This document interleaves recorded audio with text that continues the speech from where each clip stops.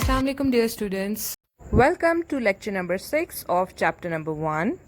Today we are going to study about the chemical calculations, mole mass calculations and mole particles calculations. Listen the lecture carefully till the end and note down the important things and unseen numericals in your register neatly.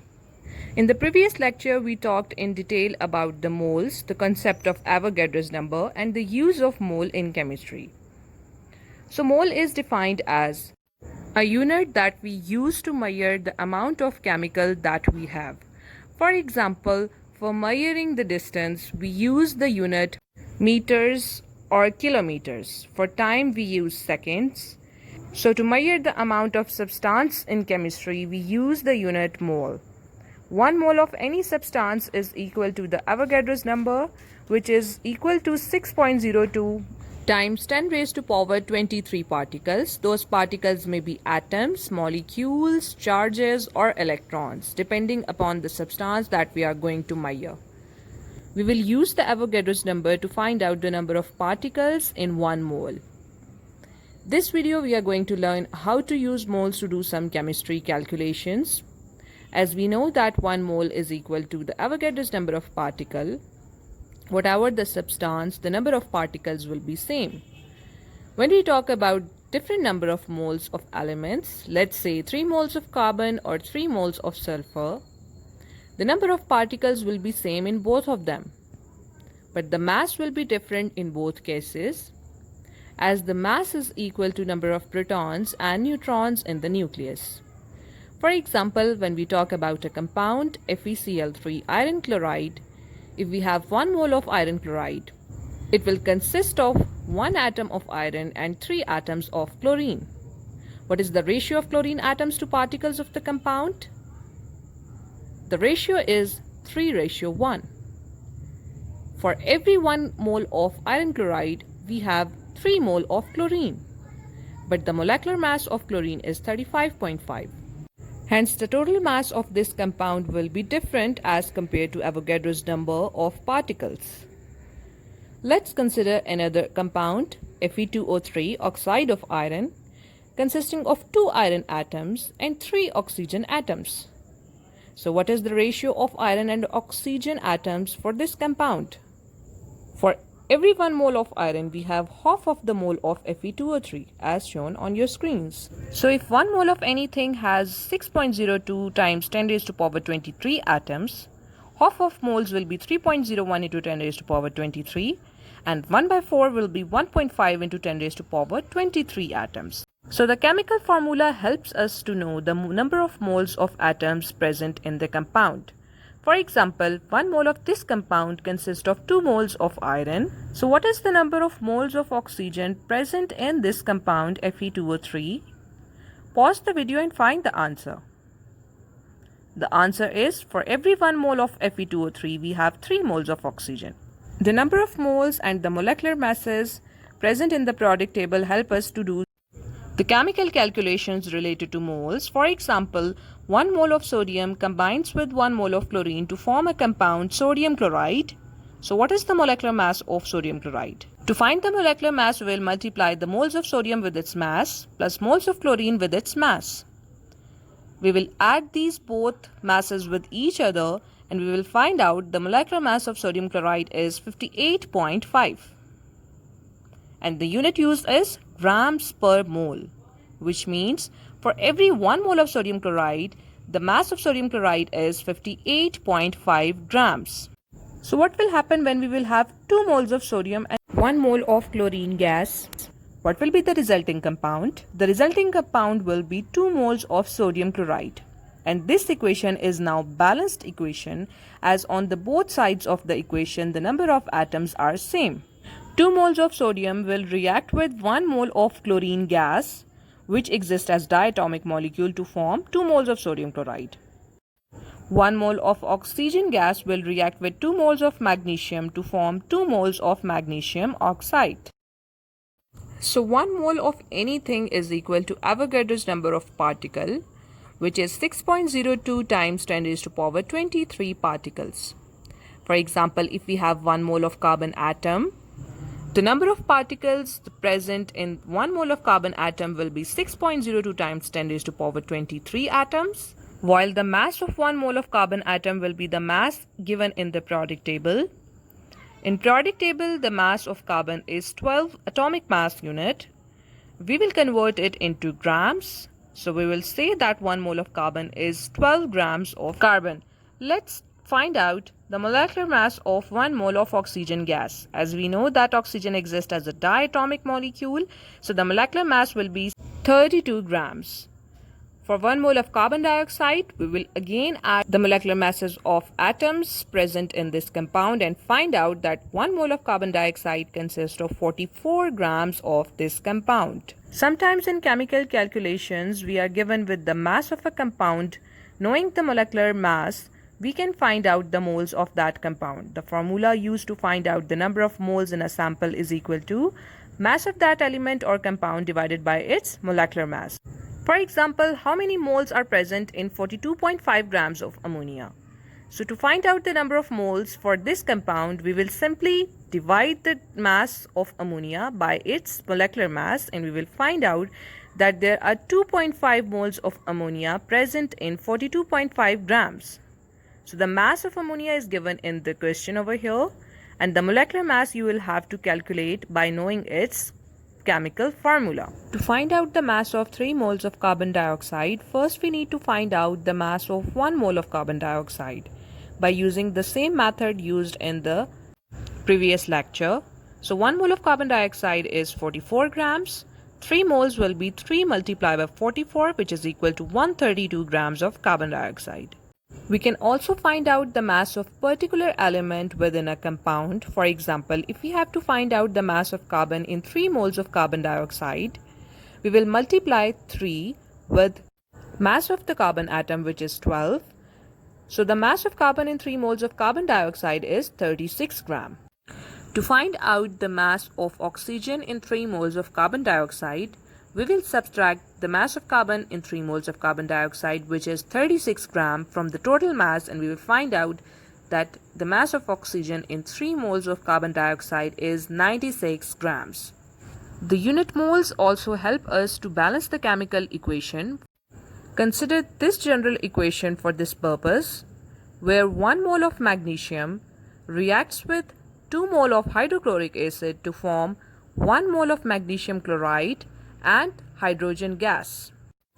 If we take 2 moles of magnesium, the moles of other substance will change as well. The moles of hydrochloric acid will become 4, the moles of magnesium chloride will become 2, and hydrogen will also become 2. So to balance the chemical equation, the concept of mole is an important thing to understand. Let's take the formation of sodium iodide. How many moles is 1.5 grams of sodium iodide? Now here, the mass is given as 1.5 grams. The molecular mass is 1 multiplied by 23 because we have 1 mole of sodium, and 1 multiplied by 127 because we have 1 mole of iodine. The total molecular mass will become 150 grams per mole, which is the molecular mass of sodium iodide. But the mass given over here is 1.5 grams. Using the formula we discussed earlier, which is number of moles is equal to mass in grams divided by mass of 1 mole. So mass in grams are given in the question, which is 1.5 gram, and molecular mass we just calculated, that is 150 grams per mole. For such type of chemical calculation, understand this triangle, where first we need to know mass in grams, then number of moles, and then molecular mass of a compound. So the answer will be 0.01 moles are present in 1.5 grams of sodium iodide. This triangle will help you to solve the calculations consisting of mass of any compound where you have to find out moles. Let's take another example. To get 0.3 moles of silicon dioxide, what mass do you need? Now here the mass is not given, but the moles are given. So we just need to find out the molecular mass of silicon dioxide. Pause the video and find out the molecular mass of silicon dioxide. So adding their molecular masses with each other, we will find out that the molecular mass of silicon dioxide is 60 grams per mole. By putting the known values in the formula, we will find out that to get 0.3 moles of silicon dioxide, the mass required is 18 grams of silicon dioxide. Now let's talk about grams to moles conversion. For such type of calculations, again we need to know the triangle. In this case, the first thing we need to put in the formula will be given in the question. For example, 12 grams of methane in this case. The second thing is the molecular mass of that compound, for example 16 grams methane. And the third thing is the 1 mole of that given compound. As in such type of calculations, we have to convert grams to moles. So we will put the starting unit and the cancelling unit in numerator and denominator respectively, so that the answer may be in moles, because we are going to convert grams into moles. The third thing over here is 1 mole CH4, which is the ending unit. Now consider the question, 12 grams of methane is equivalent to how many moles? We will multiply 12 with 1 mole and divide it with 16, and we will find out that 12 grams of methane is equal to 0.75 moles of methane. So for grams to moles calculations, the first thing will be the starting unit, which will be given in the question, and you will put it in the numerator, while the second thing will be the cancelling unit, which you will put in the denominator, and the third thing will be the unit in which you are going to convert the starting unit. For example, in this case, the ending unit is the mole, so you will put the ending unit with the starting unit in the numerator, and you will multiply starting unit with the ending unit and divide it with the cancelling unit. Can you tell me what is the starting unit in this numerical? What is the cancelling unit and what is the ending unit? Yes, the starting unit is 24.5 grams of chlorine gas. Its molecular mass is 70.9 gram, which is the cancelling unit over here. As mass and molar mass both are in grams, and we don't need grams because we are going to convert grams into moles. So the third thing is 1 mole, which is the ending unit. So we will put it in the numerator and we will multiply it with the starting unit, which is 24.5 grams, and then divide it with the cancelling unit, which is 70.9 grams. So the answer will be 0.346 moles of chlorine gas. Now open your registers and note down the numericals which is shown on your screen and find the solution of this numerical by yourself. Let's move on to the moles to particles calculation. We cannot find out the number of atoms or molecules present in a compound directly from the given mass of a compound. For such calculation, first we need to find out moles by using the method we have discussed in the previous slides. After finding out the moles, we will calculate the number of atoms or molecules of that compound by multiplying it with Avogadro's number. Let's consider some examples to understand this concept. How many atoms of cadmium are in 2.50 moles of cadmium? Now in this question, moles are already given, which is 2.50 moles of cadmium. So the strategy was to convert the moles into number of atoms or molecules. We will simply put the Avogadro's number. So we will multiply 2.5 moles of cadmium with Avogadro's number and divide it with 1 mole of cadmium. As in this case, we are going from moles to particles. So the starting and cancelling units you can see over here are moles, and the ending unit is the number of particles. The answer will be 1.51 multiplied by 10 raised to power 24 atoms of cadmium. Next question is 68.3 grams of potassium hydroxide are equal to how many molecules of potassium hydroxide? Now here you can see that moles are not given, but the mass in grams is given. So what was the strategy? First we will convert grams into moles, and after finding out the moles, we will multiply moles with Avogadro's number to find out the number of atoms or molecules. So let's first convert grams into moles by using molar mass. Now you can see over here that the starting unit is 68.3 grams of potassium hydroxide, which is given in the question. The cancelling unit is 56.1 grams of potassium hydroxide, which is molar mass of potassium hydroxide, which we will find out by calculating the molar mass. And the ending unit is given in numerator, which is 1 mole of potassium hydroxide. Because we are going to convert grams into mole, so the ending unit over here will be 1 mole. After cancelling the unit present in the numerator and denominator, we will convert grams into moles. The next step is the conversion of moles into Avogadro's number. You can either choose this method or you can first find out the answer of the previous method, and then you will multiply it with the Avogadro's number, divide it with 1 mole, as 1 mole over here will be the cancelling unit. Another important thing to note over here is don't confuse mole with molecules. Mole is a unit used to measure the quantity, while molecule is a chemical species.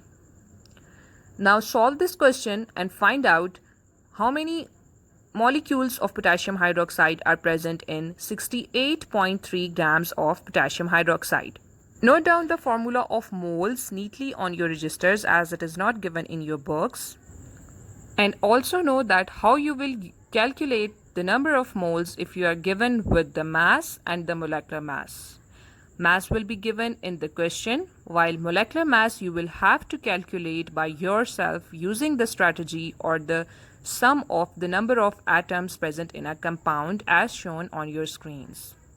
For example, if you have to find out moles of CuSO4 5 moles of water, you will use the strategy as shown on your screen.